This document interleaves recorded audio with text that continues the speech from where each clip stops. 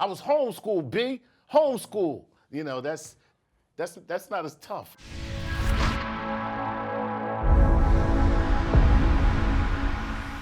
Welcome to StarTalk. I'm your host, Neil deGrasse Tyson, your personal astrophysicist, and I'm also the director of New York City's Hayden Planetarium at the American Museum of Natural History. And I've got with me my co-host, Chuck Nice. Hey. Chucky Baby, longtime veteran of StarTalk Radio. Absolutely, and the director of my home. Keep telling yourself that. So today we're talking about the fusion of hip-hop culture and science, featuring my interview with the rapper Logic. Nice. Yes. Well, it's a great name for a rapper who's interested in science. Yeah, and joining us in studio today is hip-hop artist and educator Steve Tyson. Welcome. Thank you. Glad to be here. So, where'd you get the name Tyson from? Well, I was born with it, as you might know. There you go. The dude's my nephew. That's right. He's my nephew. So, Logic dropped an album in 2017 titled Everybody. And it just showed up at number 1 on the Billboard Top 200. Cool. There it was, number 1. He's actually a deep thinker, and he uses his platform as a performing artist to engage discussions of social issues. Plus, he's got serious street geek cred. Street geek cred. Yes. I like that. Yeah, because some geeks on the street. Right. Exactly. Yeah. Not all geeks are in the lab. Right, We exactly. got street folks. Right, exactly. Give me your lunch money. Now allow me to calculate exactly how I will be able to use this. Smartest hustlers. Right. I mean, I sat down with Logic. He came through town, visited my office, and he's well known as someone who delivers a message of hope through his music. That's always a good thing. He talked to me about some of the challenges he had to overcome in order to become who he is today. Okay. So let's check it out. Now, me, unfortunately, so I came up on welfare, food stamps, Section 8 housing. Unfortunately, both of my parents were addicted to drugs and alcohol, and my father wasn't really there that much in my life, unfortunately. Now, here's the crazy thing. In 4th grade, just the people at my school kind of knew that my household wasn't that great. And so they believed that because my mother had problems, that I had problems, even mentally, or that I was disturbed or had whatever the case may be. And because of this, they put me in a special needs class, but it was more so for like the, just people that had been emotionally disturbed or something like that. So I was dealing with like pretty badass kids that wanted to like fight me all the time. So when they put me in this program, took me out of my school, put me in a completely different school. I had to take the short bus. It sucked. You know what I mean? The short bus. Short bus, and that's fine. And so, but anyway, so I get there, and you know, these kids are like trying to fight me and just all these things, but I couldn't do it. I couldn't fight back. I knew that I couldn't act out, even to defend myself, because I would then just be proving their point that I deserved to be in this class. So at this point, it was just You're resisting the cookie cut mold that they're trying to put you in. Yes, and they tried to say I had ADD and I had all these different things, which wasn't the case. It was just that I wasn't being challenged and I wasn't being taught the right way, how I needed to be taught myself. So my mother took me out and she homeschooled me. Now this was like the crazy, so she homeschooled me for 3 years. Now unfortunately, as I said, my mother was an alcoholic, so she would sleep all day and she wouldn't teach me a thing. So 3 years went by, okay, and now I'm supposed to be in 8th grade, and essentially, you know, the state calls and they go, hey, you have to put your son back in public school or there's going to be a problem. You know what I mean? We're going to take your son from you, da-da-da, whatever. So she goes, okay. Hadn't really taught me anything except a little bit of hooked on phonics, and goes, all right, we're going to put him back. And the school system puts me in 8th grade with a 4th grade education. Within 6 months, I went from a 4th grade to an 8th grade education. I did well on all my tests, with the exception of math. I wasn't that great at math. I was more good in English and words. But I did it, and I left. But the crazy thing is, You basically skipped 4 grades. yes, and it was hard, and I did it though. I did it. Right. But it made me who I am. So. So we hear a case where he is reaching into his life experience growing up as a source of his need to change the world through his creativity. There has to be some type of pain I believe, and it doesn't have to be exactly what happened to Logic, or it's just, which is really kind of weird. Like you got Jay-Z is just like, hey, I'm Mossy Projects. I grew up in Mossy Projects. 50 Cent, I was shot 9 times. And then Logic just like, I was homeschooled, B, homeschool.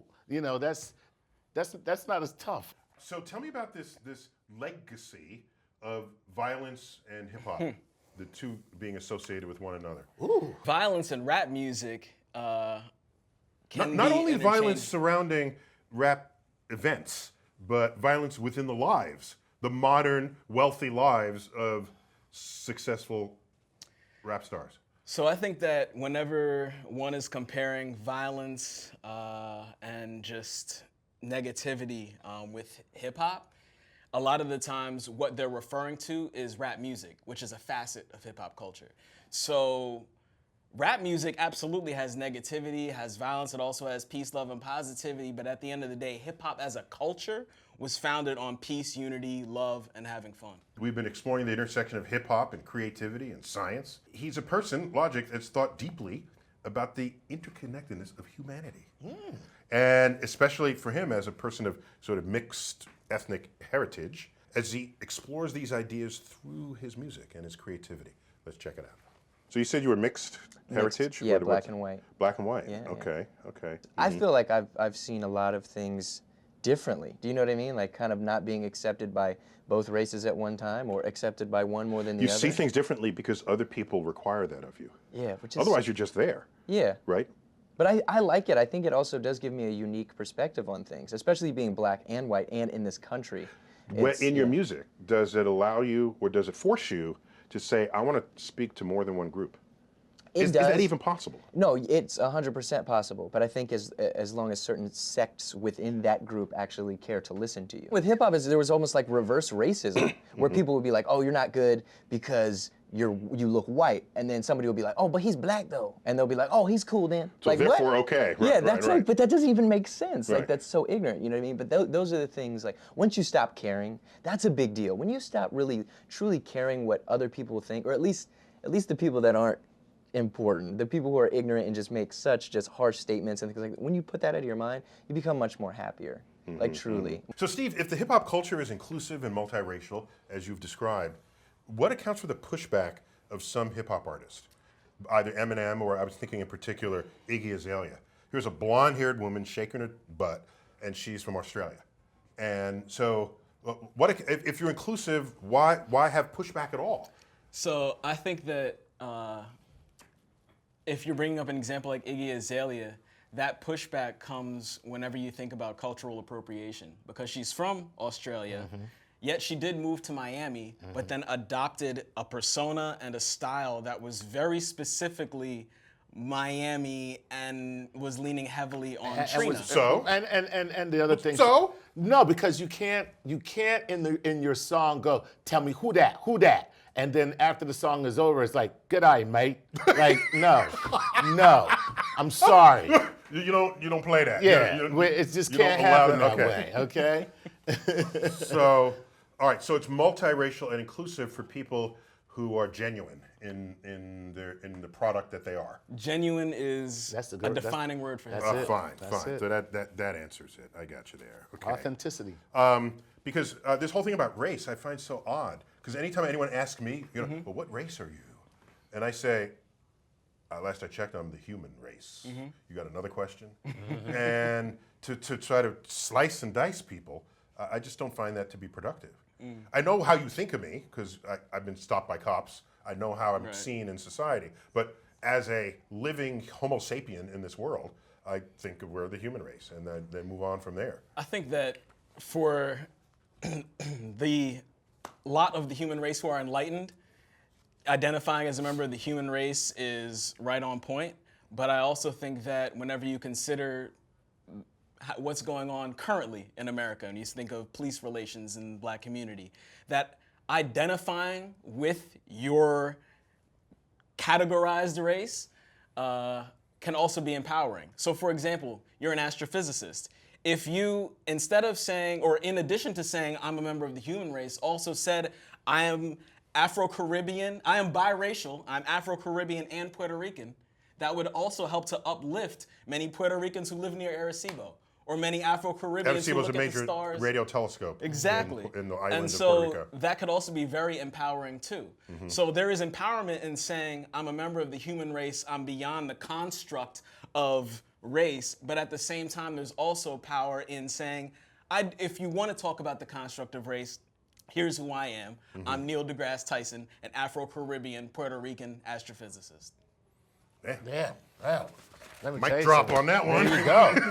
There you go. So Logic's got a geek underbelly.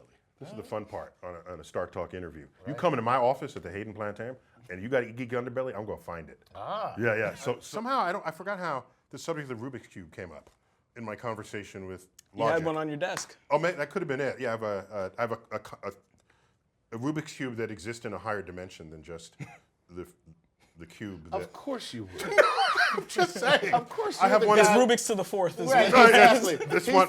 He's the only one with a multi-dimensional cube. I'm sorry. If you do it wrong, you get sucked out of this dimension, never to be seen again. What happened to her? Exactly. Right, what happened? Anyhow, so we chatted about creativity and the Rubik's Cube. Let's see what came out of that. I'm definitely, I will boast and say I'm probably the fastest rapping Rubik's Cuber in the world, If not the only. if not the only. My fastest time that I've ever done it in was 23 seconds when I was like obsessed. You can ask my wife. I would we'd lay down and be watching movies and I'd just be cubing. She'd get really upset. So my fastest is 76 seconds. Wow. But that was 25 years ago, and I've never beaten that. When it was like invented. Yeah, it was early in the day. It was early in the day when it was still kind of like a conversation piece. You know, what is that? What is it? Why does it do that? And lately, in my old age, 5 minutes. I can't pull it But under it's 5 also minutes. fun. Well, so here's the distinction. I solved the Rubik's Cube after like 80 hours just messing with it. Wow. Okay? It's about 80 hours. I should have been doing 22 other things. Okay? I was in graduate school, right? Trying to get a PhD in astrophysics. Yeah. And I'm sitting there on the couch. Flexing on me. And there's like, no, I'm just saying. It took me 80. And so, but I've never actually looked at algorithms for it. Yeah. And I've thought to myself, should I? But then I'd be following instructions rather than figuring it out. And so the fun thing about being on the frontier of science is there is no answer already derived in the back of the book. Yeah. You have a foot in what is known, a foot in what is unknown, and it's like you Yeah, don't- no, you don't completely. know. So would you say that any sort of creative person would just love puzzles in general, as a general thing? I mean, as far as being a rapper, definitely. I mean, the way that we put together words is very That's a much puzzle. like a puzzle. Or It's a the way, Rubik's Cube itself. Yeah. If you put this word here, some other word's got to get bumped and make it work in another way. Absolutely. Or even the way that we DJ and we'll find different segments of songs that match well with one another, you know, go crate digging to find that little sampler, that little Crate digging. thing. That's So good. That's good. Yeah. Yeah. And so fans of Logic may know that I made sort of a cameo appearance on his album as God. that's right. You were Morgan Freeman? No. That's how good Morgan Freeman was as God. People not even say, "Oh, you were God, like Morgan Freeman." No, you were Morgan Freeman. That's even more impressive than being God. Yeah, it was God. And in this next clip, you'll hear the moment where I was actually officially asked to do just that. Let's check it out. Cool. Let's put it this way. I'm inviting you to play God. The role of God on my album. Is it just the voice of God you need? It's the voice of Okay, God. so I joke about this, that we go to planetarium director school, where you learn how to get the voice, the planet. Welcome to the universe. Yo, it's like that. Like, it's crazy. You don't understand. So, like, I'm going to tell you this. The voice, it's got to come from down here. I'm going to tell you really quick, okay? Well, try. Welcome to the universe. Welcome to the universe. That's good. That's good. That's good. I It's like not that. as good as Neil, but it's all right. I will say that the role is yours, and I think it's very special. I think people will enjoy it. Well, if I aspire to be God? Morgan Freeman Oh, I know. with my voice, that's one thing I don't have on my resume yet, I think- to be the voice of God. Well, I have a soft spot for artists who reach out to me to add science to their creativity. I'm there every time, just because it's the mainstreaming of science when artists touch it and want to sort of make it their own. And in this last clip, he tells us about the importance of following our dreams.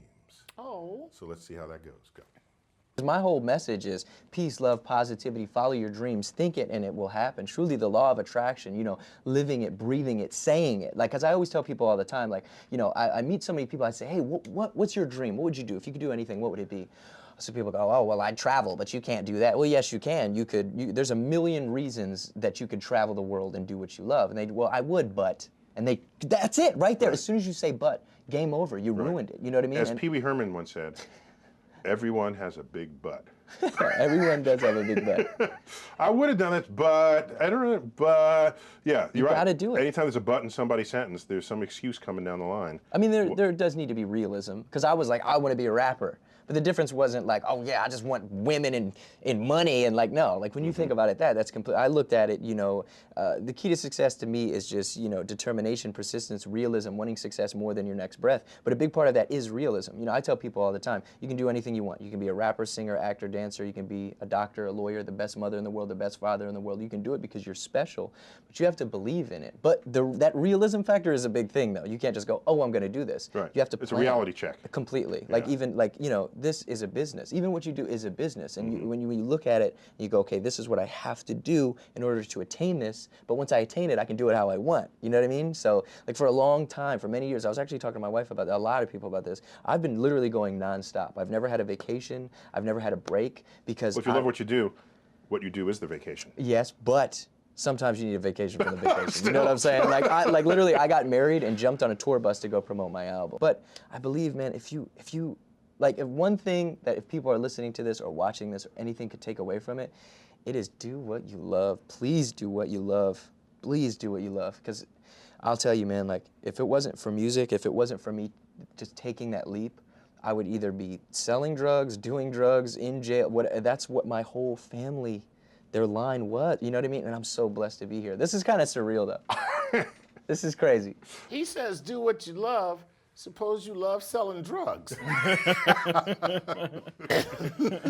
I think that wasn't the idea That wasn't of it? the thing. Okay. That was not where that was supposed to go. I missed the bus on that one. Okay, my interpretation is do what you love, and you will never work a day in your life. That's cool. I agree with the do what you love. I did not agree with him when you cannot have the message of you can do anything and then temper that message with realism. Because they are diametrically opposed. Saying that you can do anything and then introducing realism automatically limits what you can do. You are tone deaf. You cannot sing. I'm sorry. Stop it. Stop it now. You are 4'10". Right. You will not be You will center not be- for the LA Lakers. Right. Okay? Stop it. Let it go. Okay? Steve, give us some parting thoughts here. Man, I mean, I think that, you know, with hip hop culture was defined on you can do anything. It was created as something from nothing. Everybody It was definitely from nothing. no from the question. streets. And Streets that of the block. mindset of you can do anything led hip hop to be what is currently the most financially influential as well as culturally influential art form on the planet. On the planet, yes. Absolutely. So you could do anything. In the 1970s, when I heard the first rap song that made the charts, which was the Sugar Hill Gang, Rapper's Delight. Rapper's Delight, and it blew our minds. I remember in college, we were just dancing and singing and sweating to it. But I said, oh, this is a flash in the pan. It's kind of cute, just somebody just reciting words that rhymed. It's disco that will really last. So don't ever try to get me to predict the future. Okay? If you ask me in 30 years, where what would it be? Like, no. It's great. All right, you've been listening to StarTalk Radio. I'm Neil deGrasse Tyson. Chuck Nice, always good to have you. My pleasure. Steve Tyson Jr. Thanks for having me, guys. Nephew dude. You can find him Just Listen Ent. Yeah, justlistenent.com, but I'm also .com. on SoundCloud. All right, thanks for being here. Appreciate it. Neil deGrasse Tyson signing off. As always, I bid you to keep looking up.